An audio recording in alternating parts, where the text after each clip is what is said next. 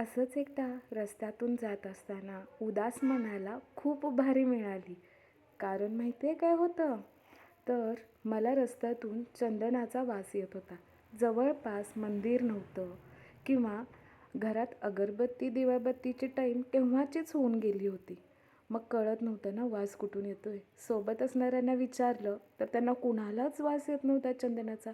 पण मला मात्र खूप वेळ वास येत होता आणि नकळत माझे ओठ हलले आणि शब्द बाहेर पडले, स्वामी. खरंच स्वामी सोबत होते आणि उदास मनातनं उदासीनता निघून जाऊन मन बहरून आलं, बहरून पण आलं. खूप छान वाटलं, काय सांगू. स्वामी ना असेच करतात, नेहमी असे करतात.